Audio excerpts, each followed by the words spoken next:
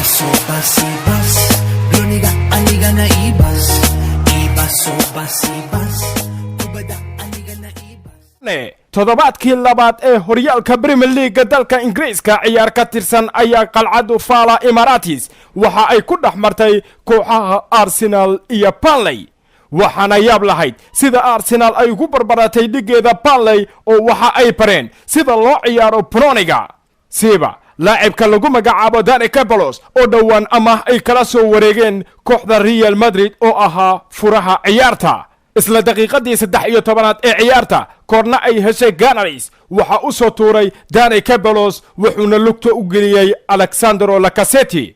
xarbi iyo waliba xariiftan badan kadibna wuxuu ku dhameystiray isna goolkii Burnley.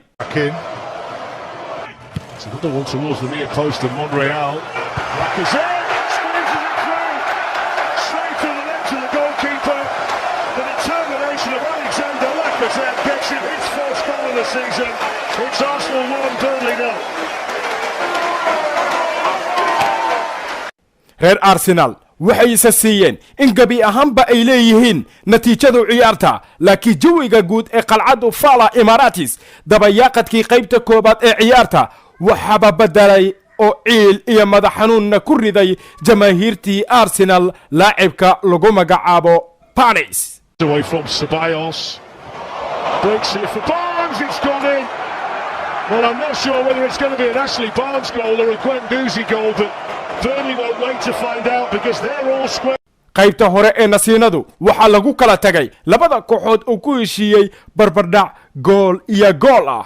taasina waxay ahayd niyadjabka jamaahiirtu Arsenal, laakiin markii la isku soo laabtay qaybtii labaad Arsenal halkeedii ay ka sii waday isboorkicinta ciyaarta oo waxay muujinayeen in ay yihiin geesiye u diyaarsan in natiijo ay ka soo hooyaan kooxda Burnley.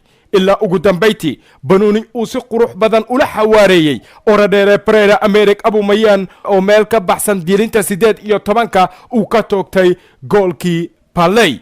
ugu dambeyntiina waa ka dhax abaaday.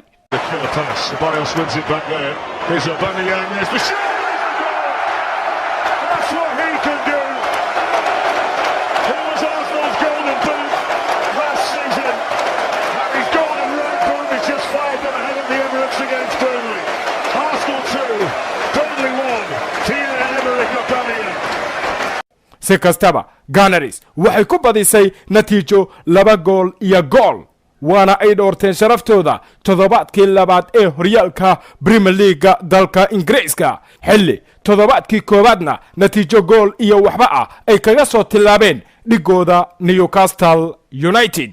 markana guushii weynayd ee Arsenal ay ka gaadhay dhigeeda Burnley iyo 4 waxyaabood oo laga bartay. Arsenal ayaa guuleysatay labadeedii kulan ee ugu horeysay xilli ciyaareedka horyaalka Premier League dalka Ingiriiska markii ugu horeysay tan iyo xilli ciyaareedkii 2009-2010. laacibka lagu magacaabo Dani Ceballos ayaa noqday ciyaariyaankii ugu horeeyay ee Arsenal ah oo kulankiisa ugu horeeya ee horyaalka Premier League dalka Ingiriiska sameeya 2 caawin kadib Henrik Mkhitaryan. sidoo kale orodheere Pereira Americ Aubameyang ayaa ka dhaliyay ilaa iyo 7 gool kooxda Burnley 4 kulan uu ka hor yimid, waana in ka badan inta uu ka dhaliyay kooxaha kale uu ka hor yimid horyaalka Premier League ee dalka Ingiriiska. Alexandro Lacazette ayaa si toos ah ugu lug yeeshay ilaa iyo 28 gool kulamadii Premier League ee ka dhacay qalcadu Emirates Stadium.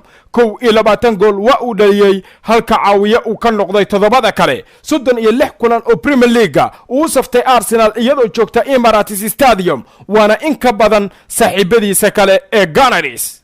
afartaasi xaqiiqo ayaana ugu weyn waxa laga bartay guushii weyneed ee kooxda Arsenal ay ka gaadhay Burnley oo ay ku garaacday ilaa iyo 2 gool iyo gool.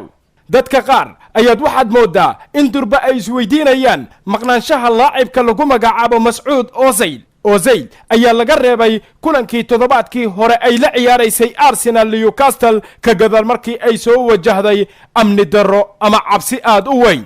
laakiin waxa la isweydiinayaa maxay tahay sababta kulankan isaga ugu mid noqon waayay. Mas'uud Ozil ayaa soo wajahday xumad aad u daran, waxaana uu ka qayb noqon waayay tababarkii kooxda Arsenal ay isugu diyaarinaysay ciyaartan. sidaas darteed ayaana looga soo tagay Mas'uud Ozil oo gabi ahaanba cabsidaasi waa ay ka baaba'day waqti xaadirka kan.